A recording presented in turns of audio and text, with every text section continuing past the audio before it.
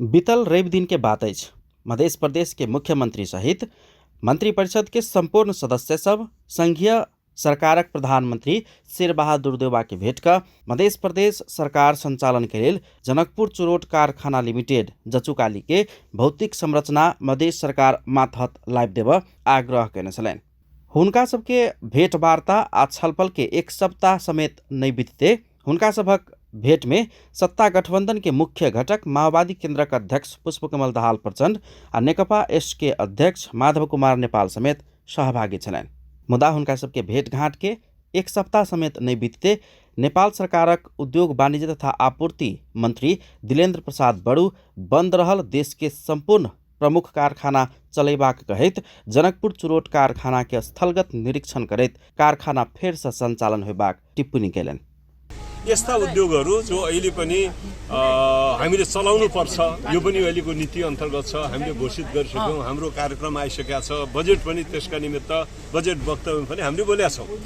त्यसकारण यो उद्योग पनि जनकपुर चुरोट कारखाना पनि सरकारले चलाएर निकै नाम कमाएको उद्योग हो, तर आज यसको निकै बेहालको अवस्थामा देखियो। त्यसकारणले कारखानाको अवस्था के छ, यसको सम्पत्ति कति हामी उपयोग गर्न सक्ने अवस्थामा छौँ, यसलाई पुनः सञ्चालन गर्ने हो भने पुराना कल कारखानाहरू पुराना मसिनहरू कति उपयोगमा आउन सक्ने छन्। यहाँ यति ठुलो रहेछ, यहाँ विद्युत गृह आफ्नो मात्रै छ, जेनेरेटर पनि यहाँ अहिले त्यो सञ्चालनको अवस्था छ भन्दैछन्, थाहा छैन। अब टेक्निकली त्यसको परीक्षण भयो भने थाहा होला।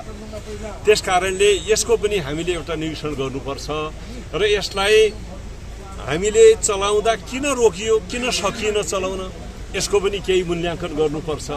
अपने चलाउत कि निजी क्षेत्रसँग मिलकर चलाउत लगायत के विषय में छलफल कर निर्णय करबाक मंत्री बड़ू बतौने छलनि। कारखाना के निरीक्षण पश्चात संचारकर्मी सबसँगै बातचीत करैत मंत्री बड़ू जनकपुर सिगरेट फैक्ट्री, हेटौडा कपड़ा उद्योग, गोरखकाली रबर उद्योग लगायतक देश में रहल रुग्ण उद्योग के केना के संचालन करबाक एहि संबंध में आवश्यक अनुगमन के बाद निर्णय लेल जेबाक बतौलनि। देश के व्यापार घाटा कम कर, निजी क्षेत्र के सहयोग में आयात प्रतिस्थापन कर, उत्पादन वृद्धि कर आ रोजगारी सृजना कर उद्योग संचालन करही प्रबाक हुनक जिकिर छलनि। अहिले पनि राम्ररी चल्न सकेको छैन र खास गरी जनकपुर चुरोट कारखानालाई अब कसरी चलाउने, यसको सम्पत्ति धेरै रहेछ। जनकपुरभन्दा बाहिर पनि यसको सम्पत्ति छ, त्यसको लेखाजोखा गर्नुपर्ने आवश्यकता छ।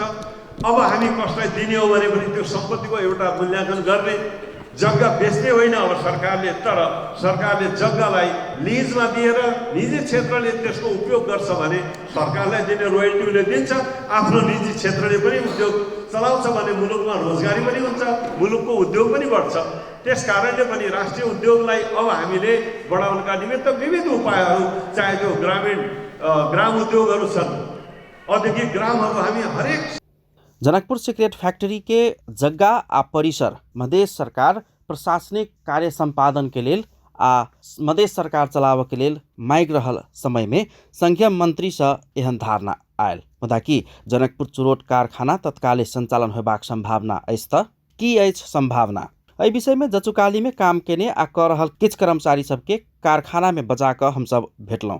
असिस्टेंट मैनेजर के पद में काम कर अवकाश प्राप्त कैने जनकपुर धाम के सलीम मुल्ला किछ प्राविधिक सुधार आ कच्चा पदार्थ व्यवस्था है तो तत्काले सिगरेट उत्पादन कर के अवस्था रहल धारणा रखे छथि। ओ कर चाहलक तो संभव रहल रहितो तत्काल सिगरेट उत्पादन के संभावना नहीं रहल खंड में जचुकाली में एखनो बहुते छोट उद्योग सब संचालन कर सकबाक हुनक कहब छै। Printing unit, workshop, primary processing, making आ पैकिंग सहित तक मशीन सब एखनो ठीक ठाक अवस्था में रहल बतबे तो प्रिंटिंग के मात्रे छापा संबंधी अर्थात प्रिंटिंग के क्षेत्र में मात्रे एखन तुरंते काज कयल जाए तो मगन्य आमदानी होबत सकबाक अवस्था एखनो विद्यमान रहल वो दावी केलनि। दुईटा जेनेरेटर वाला छ, पावर हाउस, वर्कशॉप छ, वर्कशॉप में धेरै किसिमको काम गर्न सकिन्छ। प्रिंटिंग छ, जस्तो किताबहरू भयो, क्यालेन्डरहरू, धेरै किसिमको काम त्यसबाट लिन सकिन्छ। अब यतातिर आएर हेर्ने भनेदेखि प्राइमरी प्रोसेसिङ पछि मेकिङमा 20-22 वटा मेसिन टन्च छ जो सिगरेट बनाउन सकिन्छ। प्याकिङमा पनि छन् प्याकिङ गर्ने मेसिनहरू। अब यसलाई अलिकति स्पेयर पार्ट्सहरू पनि स्टोरमा छ, नभएको होइन। त्यसलाई प्रयोग गरेर यदि हाम्रो ध्येय भयो कि हामी उत्पादनै गरौँ, चुरोटै उत्पादन गरौँ भनेर गर्न सकिन्छ। त्यतातिर पनि काम गर्न सकिन्छ। सामानहरू छन् नभएको होइन, अलिकति तलमाथि हेरफेर गरेर काम यो पनि लिन सकिन्छ।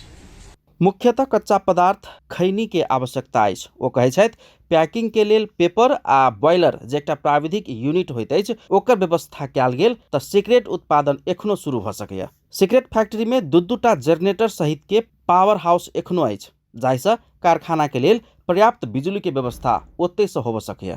पेपर्सहरू प्याकिङको लागि पेपर्सहरू गराउनु पर्ला र मूल चाहिँ हाम्रो बोइलर चाहिँ चेन्ज गरेर नै काम गर्नु पर्ला।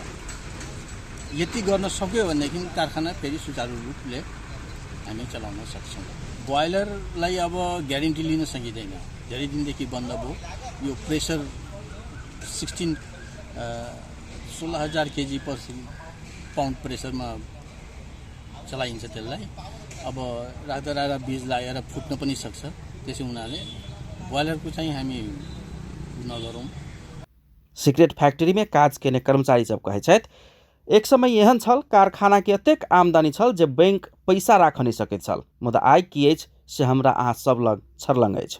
पावर हाउस में 4टा मशीन मध्ये 2टा मशीन एखन समेत चालू अवस्था में रहल बतबैत ग्रीस आ मोबिल मात्रे व्यवस्था हैत तऽ एखनो समेत 1 मेगावाट बिजली एखनते निकाल सकबाक धारणा रखलनि। पावर हाउस में अभी 4 गो मशीन है, जिनमें 2 से 320 kVA के 2टा, 860 kVA के 2टा। वही 2टा में मध्य में 2 गो कम्प्लीट है, 2 गो तनी खराब है अवस्था में, 2 गो चालू अवस्था में है। वो दोनों मिला के हम अभी चालू करल जाए तो 1 मेगावाट अभी हम दे सके छी निकाल के कारखाना के। तो निकाल के जहाँ जे करे 1 मेगावाट के क्षमता भी है। दोनों मिला के 320 वाला के 860 kVA मिला के चला सके छी। एहिमे कोनो प्रकार के माने कोनो खर्च नहीं, खाली तेल मोबिल और ग्रीस मोबिल में जे लगत होते ओतबे लगत में चालू होते। एहिमे सामान नया के कोनो अवस्था देखल नहीं जा रहा है।